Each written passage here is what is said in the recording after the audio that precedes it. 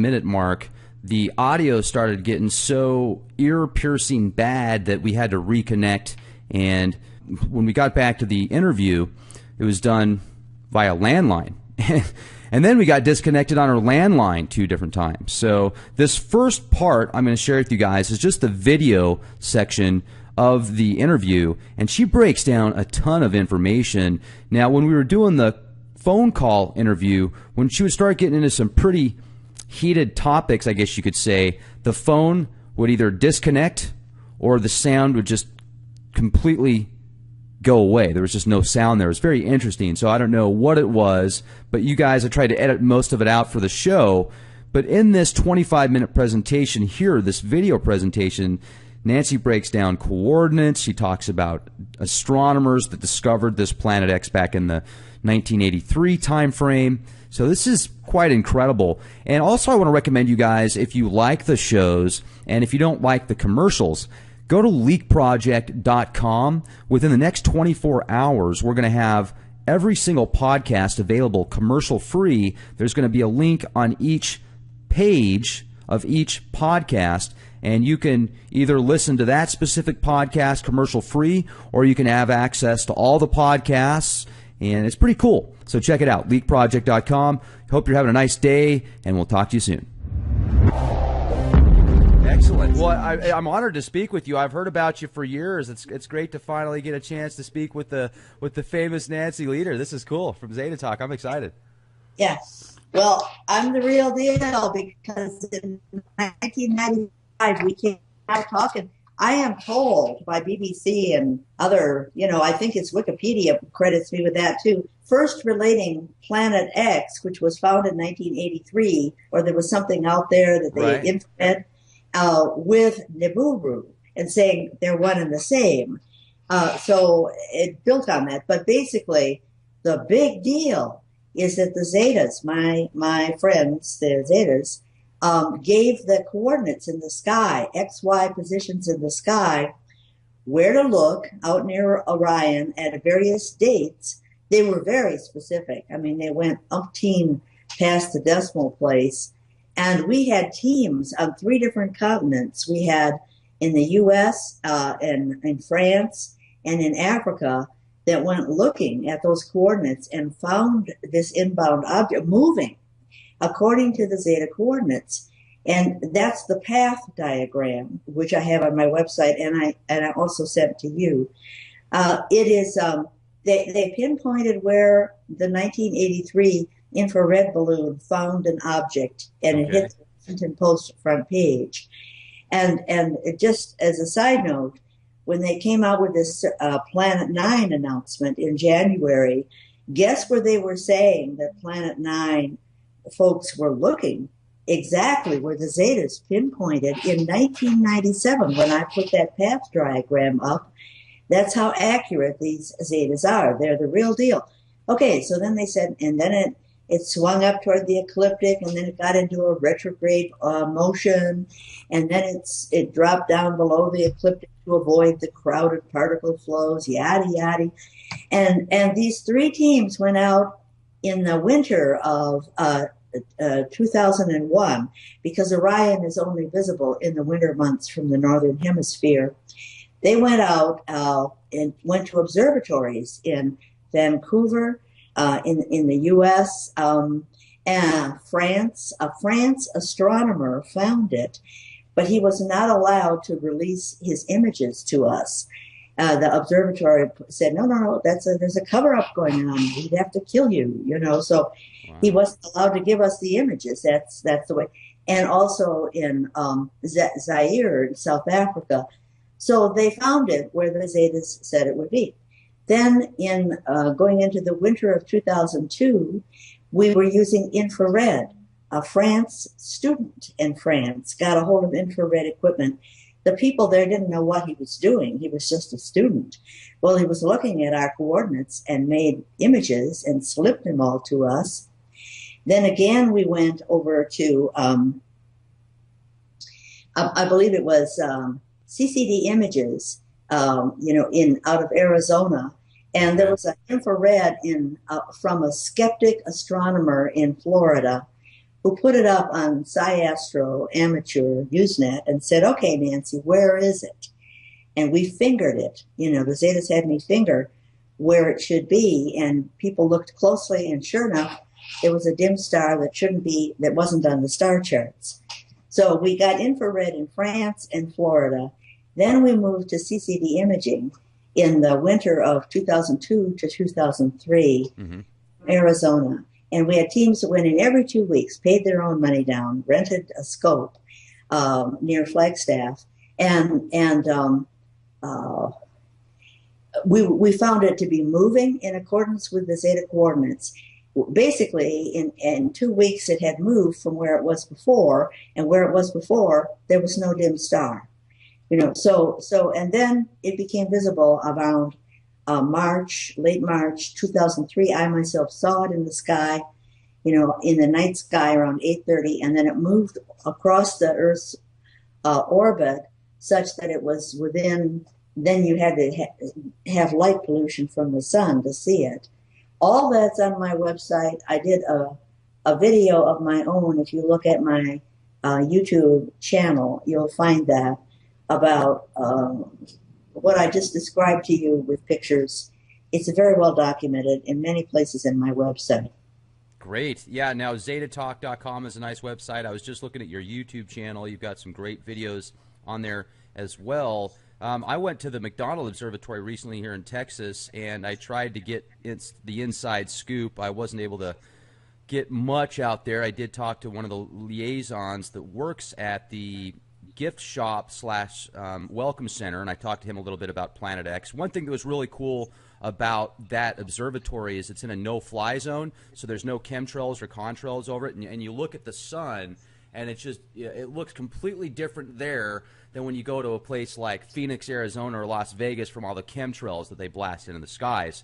So, you know, and it's funny, Nancy, because I am really open to the possibility of Planet X, but I'm also agnostic. I don't know. You know, I'm neutral, but if I had to go one way or another, I'd say there's certainly a lot of things that point to the possibility of Planet X, but I'd say there's always been a lot of things, you know. I mean, people say that volcanoes are going off now more than ever, and Earth changes and stuff, and that's been going on for a lot of years. So that could be it, or maybe it's something else. I don't know, but it certainly is nice to talk with people like you and others that have done so much research into the subject. And with all this information that's coming out there, I mean, I could definitely see the possibilities. I haven't seen it with my own two eyes, and even if I did, with all the Project Bluebeam stuff and everything else that's going on, you know, it's tough to have those filters and know what's right and what's wrong and what's real and what isn't. So it's really nice to speak with you. Now, I guess our interview's here in about 45 minutes, but I would like to ask you personally, I mean, what's it like when the Zetas contact you? I mean, is it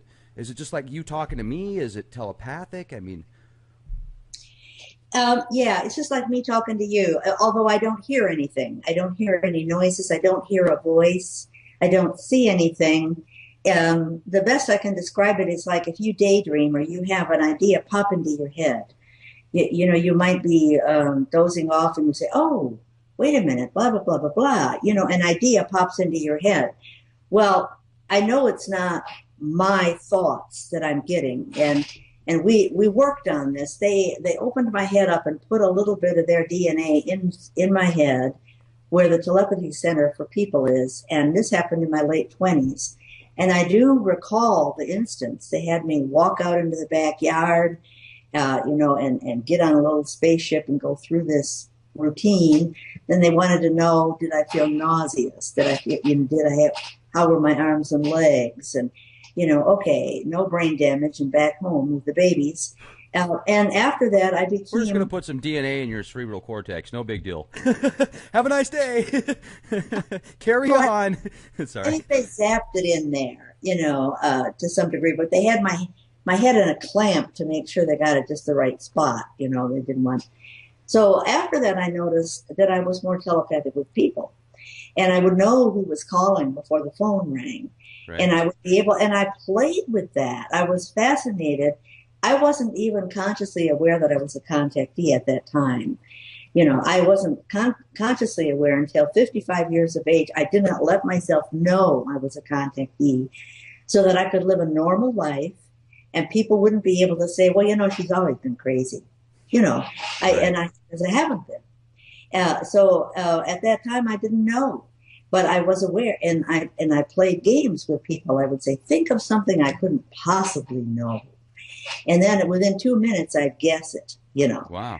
And I found that I could actually go out with a different thought complexes and invade people's thinking doing remote viewing. I didn't know at that time what it was, but okay, I would think of a situation, a map, an emotion, a date, that kind of thing. Mm-hmm. Who knows about this? And then it'd be bing, I'd be connecting with somebody. I'd be on the same wavelength because these are brainwave wavelengths.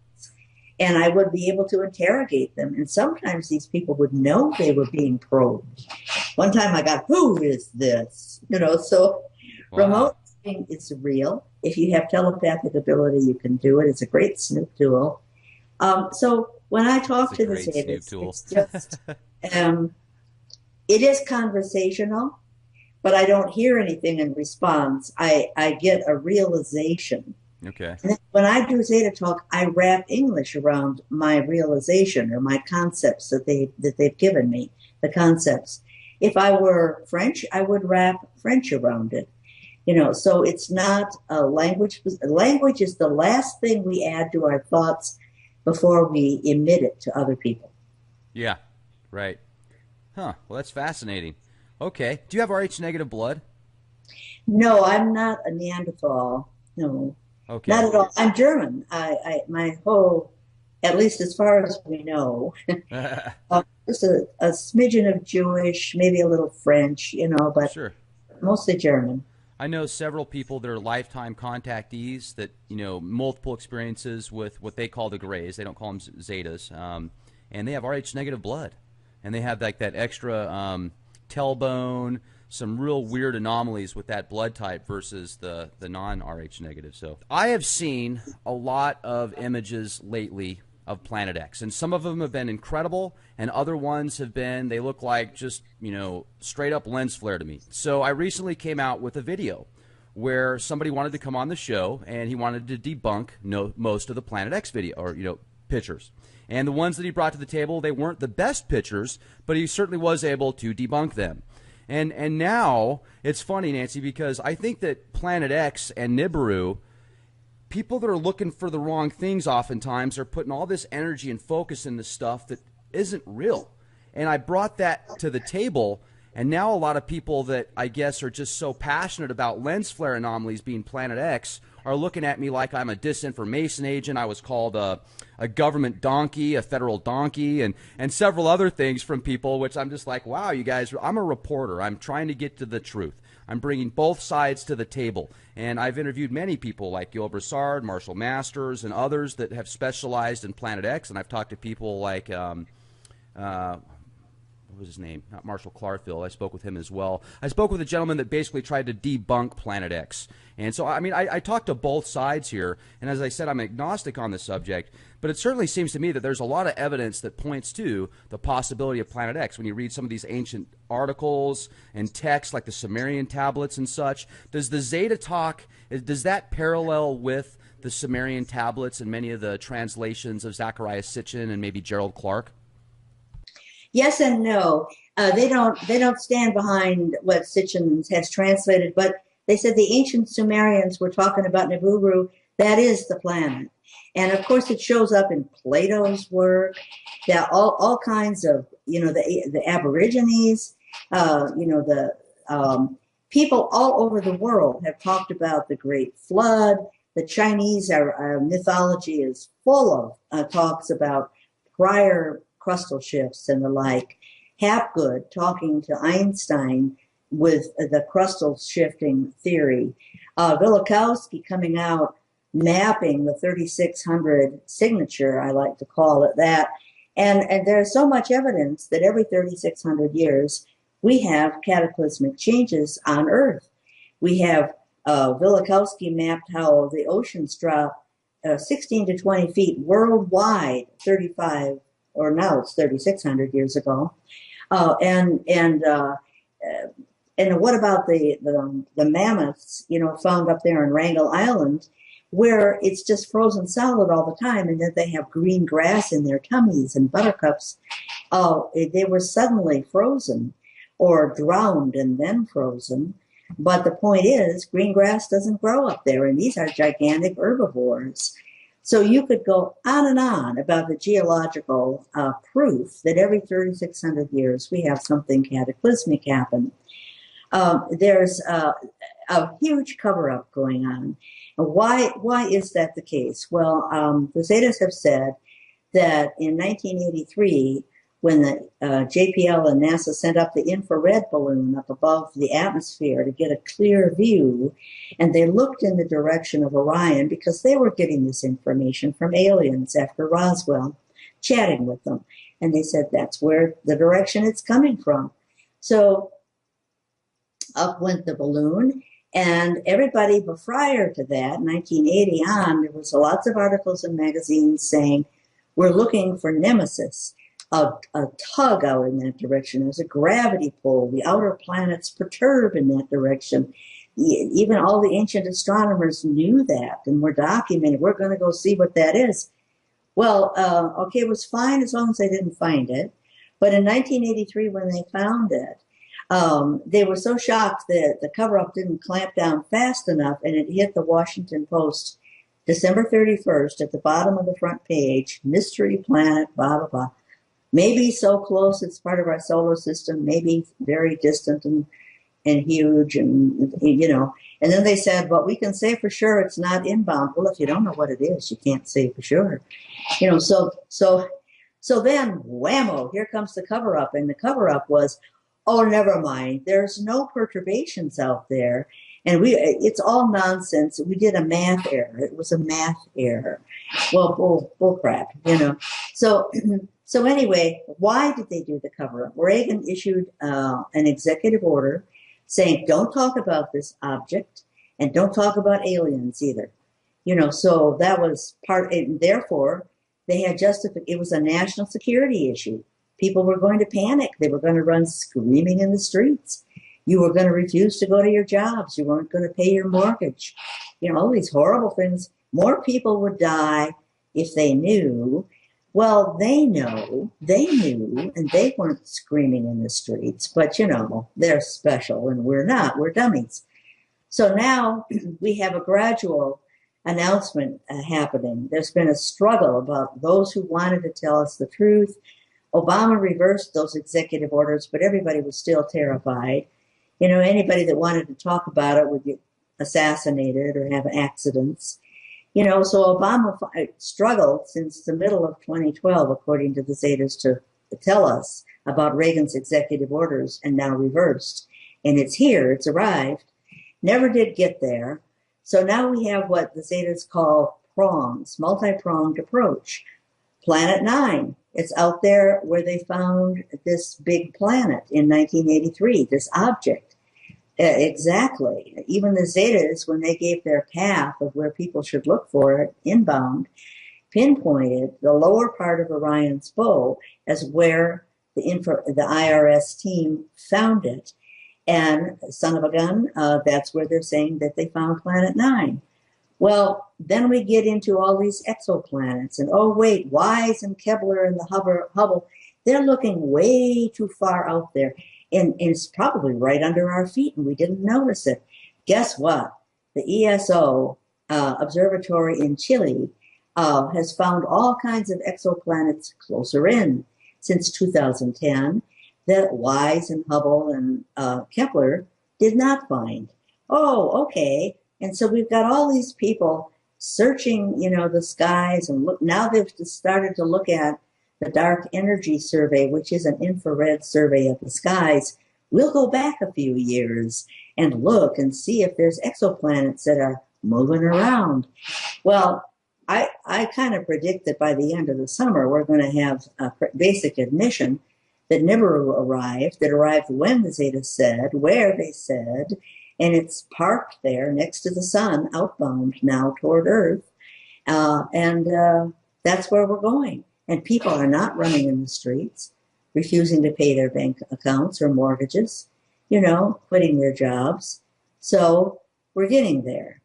I'll let you get a word in edgewise. What do you mean by it's parked next to the sun? I mean, is it actually parked there, or can they move it around at will? Is this some Type 2 civilization? No, it's not intelligently controlled. It is a planet that is 4 to 5 times our diameter, the diameter of Earth, 23 times as massive. And it's a big magnet. It has a different composition than Earth. It's called a planet, but it actually has its own globe. It's more of a water planet than not, although it has land masses. The Anunnaki live there, and they were transplanted to live there. They are human equivalents, more like 8 foot tall rather than 5, 6 foot tall, and it emits its own light through cracks under the ocean, so that the light bounces off the clouds around it. And so they don't really need to be close to a sun to have light and warmth. But it's a type of planetary object that mankind does not have a definition for. And if you think you come under ridicule, Rex, you should see the ridicule I came under in 1995.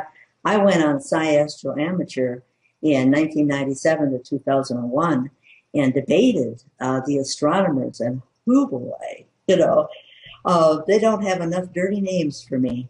Isn't it amazing how some people, whether they're right or wrong, are not willing to have a decent conversation? Now, debate can be a good thing, right? I mean, we can learn from each other oftentimes, but because you have a certain position and you've gone to school for something, well, if this person says it's true and I don't believe in it because I wasn't taught about it in school, well, I'm going to call that person it's retarded the way that human beings respond to each other sometimes. It just blows my mind. We're in the year 2016, and we still treat each other like cavemen and barbarians sometimes. I mean, not everybody. A lot of people that listen to your show, Zeta Talk, and a lot of people that listen to Elite Project are very open-minded and astute, well-educated, and looking for the truth. They're not confined in a little tiny box. It comes with the territory, as they say, and this is war.